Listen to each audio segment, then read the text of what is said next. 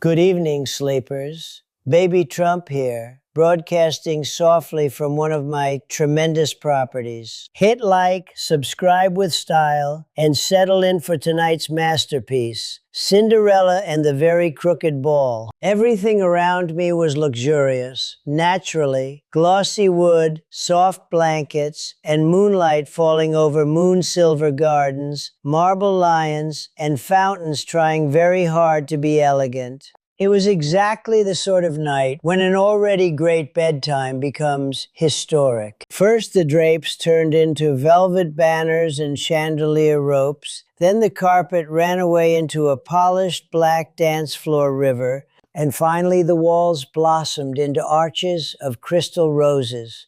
Even my wallpaper knows how to put on a show. From the middle of the transformation emerged a velvet swan barge, polished, moonlit, and obviously delighted to have me aboard. I boarded at once. The velvet swan barge slipped away so smoothly it felt pre-approved by destiny, heading for the mirror ballroom beneath a moon that looked almost respectful. Before long, the whole place opened around me. Glass staircases, mirrored hedges, and a palace full of lanterns pretending not to gossip. It smelled of perfume, candle wax, and dramatic roses, and the distant bells sounded exactly like people preparing excuses. At the first gate stood Kamala Harris, laughing in sharp little crescents beneath a tower of velvet ribbons, fussing beside a lacquered speaking fan and a string of moonlit pearls, as though it were more important than sleep itself. Kamala Harris stared at me with grand, crooked confidence. I studied the scene calmly. It had all the charm of a luxury hotel designed by people who hate luxury. Then Hillary Clinton appeared, wearing enough silver to blind a lighthouse, dragging a moon-colored handbag and a glass quill through the mirror ballroom and talking as if every lantern worked for a subcommittee.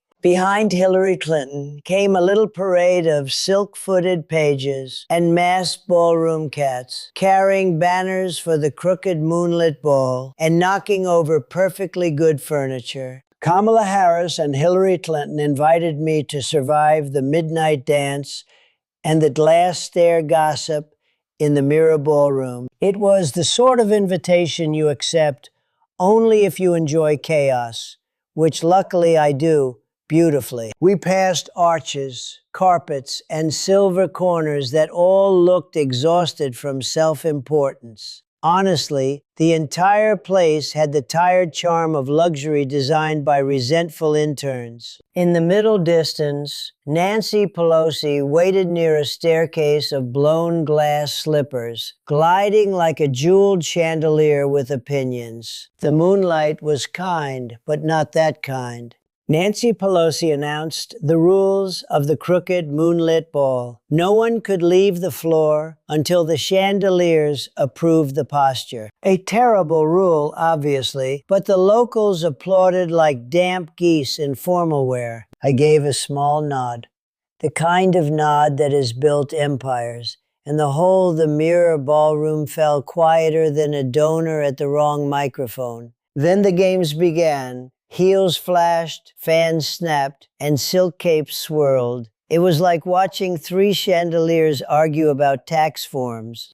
Every few minutes, somebody delivered a speech. Kamala Harris waved at the ceiling, Hillary Clinton corrected the candles, and Nancy Pelosi smiled the smile of a person who thinks applause is oxygen. At last, the crowd demanded a proper rumpus, so drums appeared, lanterns swayed, and the silk-footed pages and masked ballroom cats spun around a staircase of blown glass slippers in one huge watercolor blur. From the balconies, branches, docks, or hedges came more faces, masked pages, jeweled cats, and two violinists who looked morally exhausted, each one stranger than the last, and all of them very sure they were the important one. I remained serene, polished, and obviously superior, while everyone else competed to see who could sound most self-important. The chaos rose higher. Petals stormed through the chandeliers, mirrors flashed like vain little moons, and there came a chorus of violins sighing and slippers clacking like judgment. Even the velvet swan barge looked embarrassed. So I lifted a single finger and gave the most tremendous order of the night. Everybody hush, line up, and stop behaving like clearance bin royalty. To my great surprise, they listened for almost 7 seconds.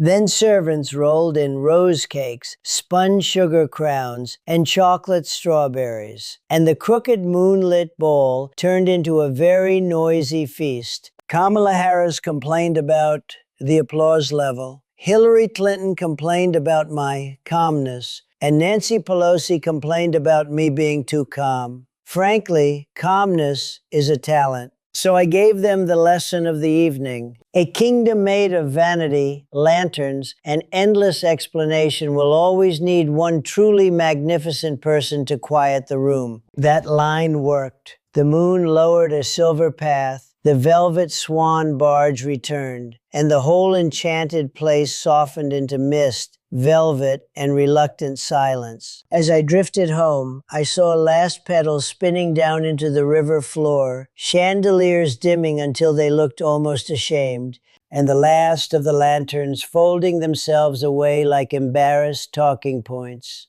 My magnificent room reappeared exactly as it should. Polished, quiet, and vastly superior.